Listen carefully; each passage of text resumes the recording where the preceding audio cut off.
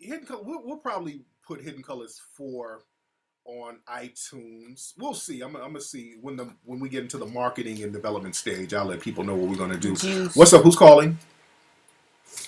Hey Tariq, my name is Dana. How you doing? Hey, Dana. How are you, love? I'm good, thank you. Where you calling from, Dana? I'm here in Southern California, Oh, what part? out near Riverside. Woo, you out there in the boonies. You in the cut, man. So I am. what's on your mind, Miss Dana?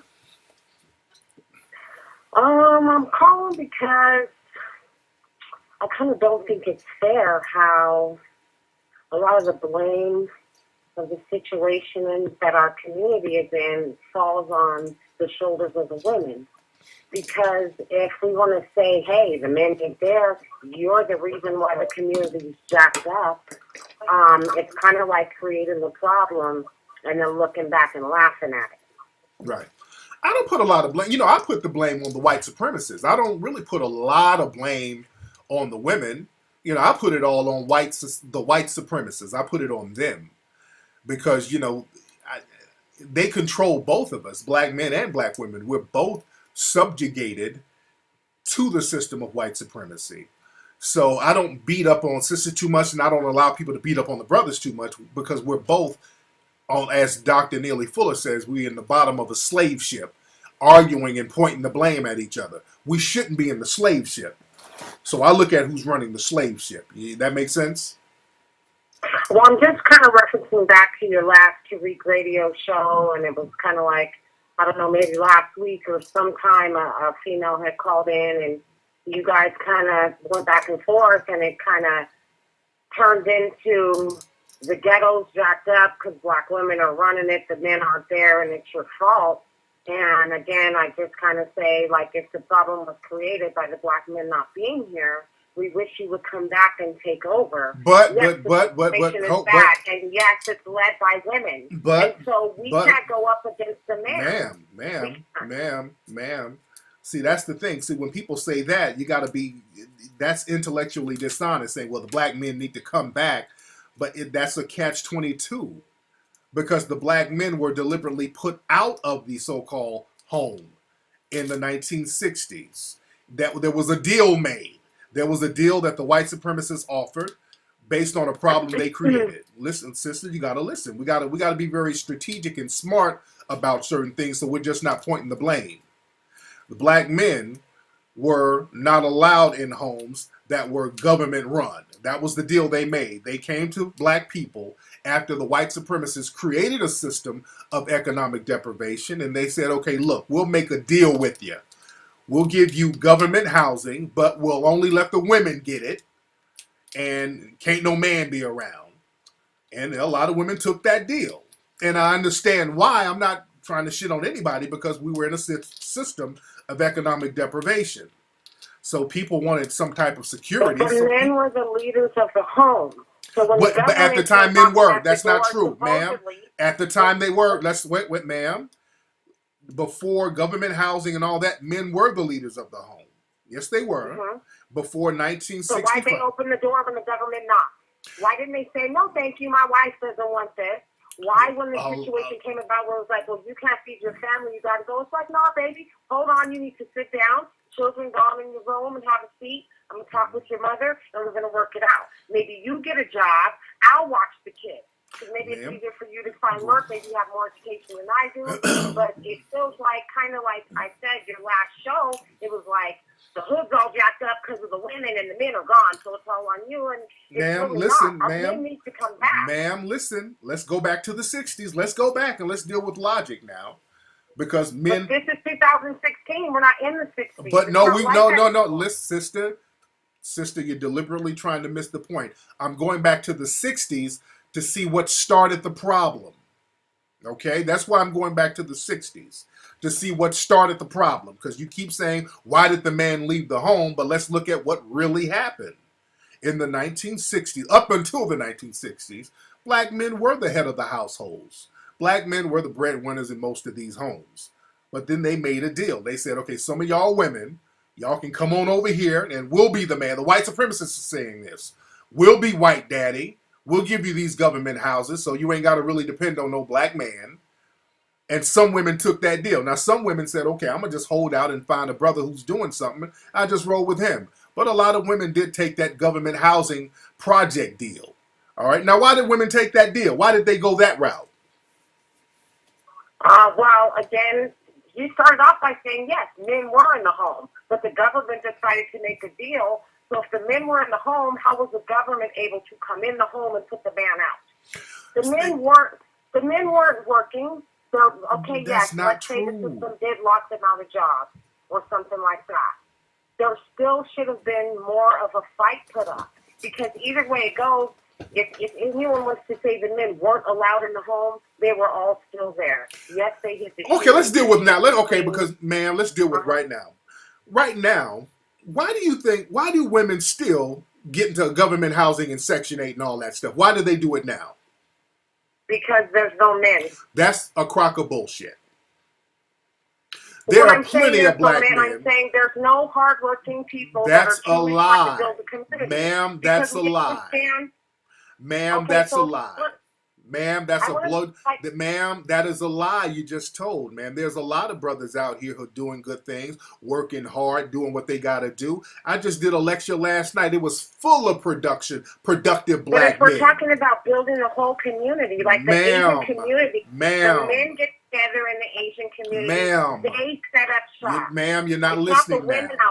Ma'am, you're not listening now. I just did a lecture last night. It was full of black men, had all types of businesses, black men with degrees, black men doing their thing. I'm not going to let you tell that lie. I was just with hundreds of them last night, ma'am. The problem is... What lie are you claiming that I told?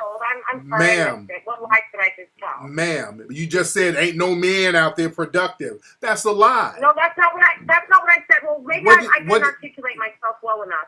I said that our community is lacking the strong male leadership in order to bring about a community at all. Because a lot of these women are just not choosing to be with productive dudes.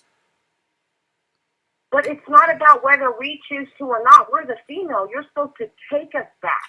Take you? What you mean? That sounds like gorilla pimping. Ain't nobody gonna do all that's gorilla pimping. You ain't gonna take you back.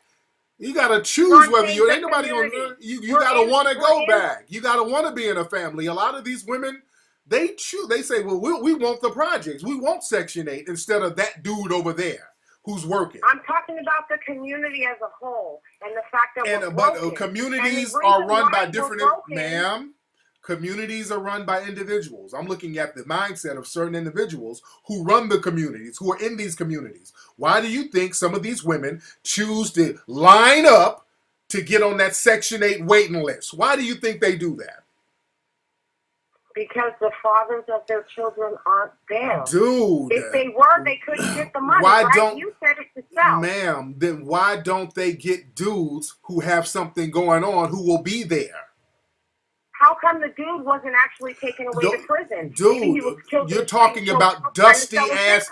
Ma'am, you're talking about dusty, insignificant niggas that don't mean nothing to nobody. I don't answer for dusty niggas. I don't answer for dusty niggas. I'm not the dusty nigga. I don't keep a tally on dusty niggas, sweetie. I don't give a fuck what a dusty nigga does. You ain't supposed to fuck dusty niggas. Why would you fuck a dusty nigga? Who gives a shit about a dusty nigga? I'm not talking about a dusty nigga. Yes, you are talking about dusty niggas. People who knock up chicks and don't take care of their kids are dusty niggas. Ma'am, you're talking about dusty, insignificant, damn near crackhead type niggas. Who gives a shit about them? Sir. Who knock up Hoodrat? I'm making reference to a legitimate man who lost his job and can no longer find work. Okay, now y'all don't know what ma'am. You're changing the subject. You're all over the place, ma'am. You're all over the place. I don't know what you're talking about. You're saying a dusty nigga is worthless or whatever. You're the one who said ain't no good men, ma'am. You're the one who said aren't no good men. I don't know what point you're trying to make, sister. You were all over the place. I'm not saying there are no good men. I'm saying the reason why our community is in such disorder is because we don't have male leadership, and that's just how it goes worldwide. And why is there no male leadership? Pardon me? And why is there no male leadership? I mean, there's several Because reasons. some of the Right. women And that's opted out of basically- male leadership. They opted out of male leadership. The only male leadership is white daddy who provides the EBT.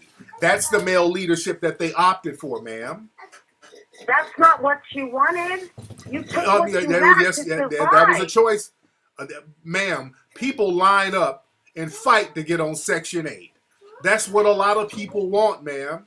Unfortunately, a lot of these women, they want that. Because there's just an abundance of jobs. Ma'am, and they don't want to work. Ma'am. Stop. I really wish people stop trying to make excuses for hood rats.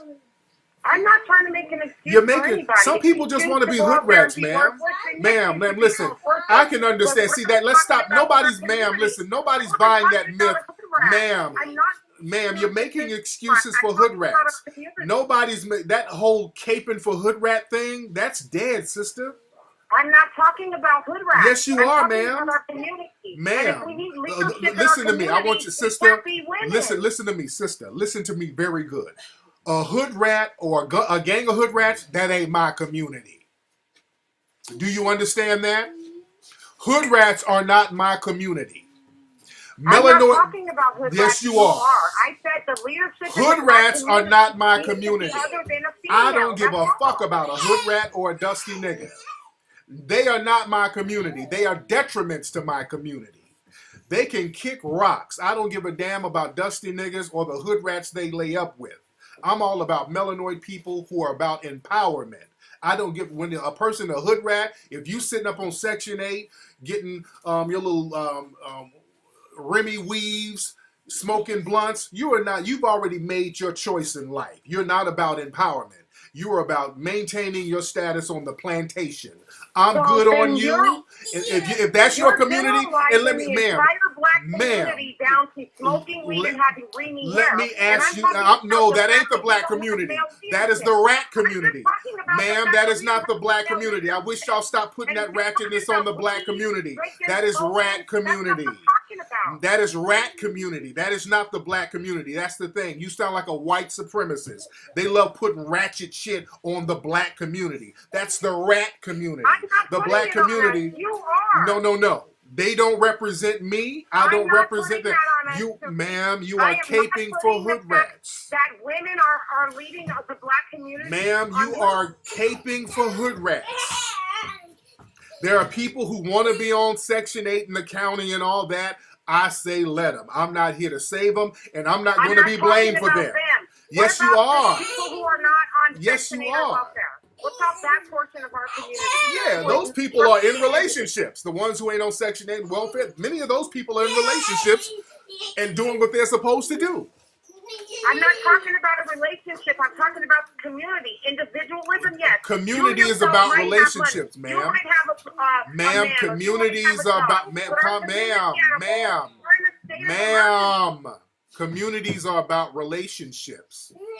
Because you know what, ma'am, you know what, you're being emotional right now because, ma'am, it sounds like you're on Section 8.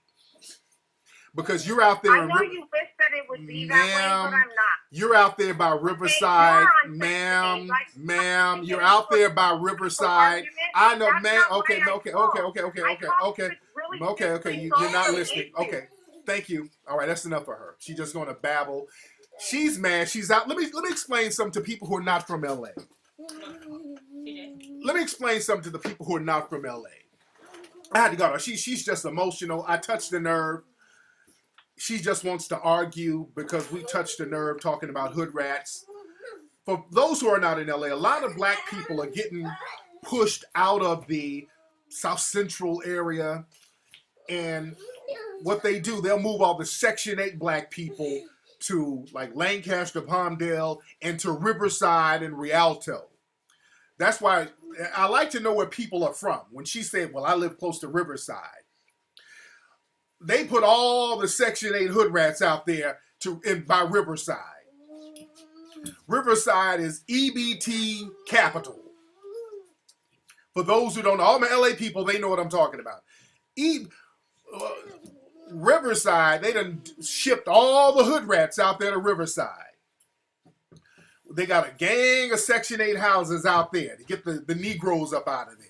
So she's on Section 8. She's in one of them Section 8 homes. She's upset, so she's trying to justify in her mind that she's not a hood rat because she's on Section 8, but she probably is. And that's why she's just babbling mindlessly, not even making a point. She makes a point, then contradicts herself, and then contradicts herself again. You know, she's out there in EBTville. Ontario, exactly. All of that. When you hear somebody say, a black person say, I'm in Riverside, Palmdale, Ontario, they're Section 8 probably. Most likely they're Section 8. Most likely that's why she's like, everybody on Section 8 and welfare ain't a hood rat. Because she's on it. She's on it, and she's mad. She's just trying to work it out in her mind. She couldn't even stick to a point. Every time I would debunk one point, she immediately contradict herself. Oh, I didn't mean that. I meant this. I didn't mean that. I meant this. Okay. All right. Dude, I don't give a fuck about no hood rat. Whether these women, the men left them. These women are out here juggling dicks like clowns at a circus.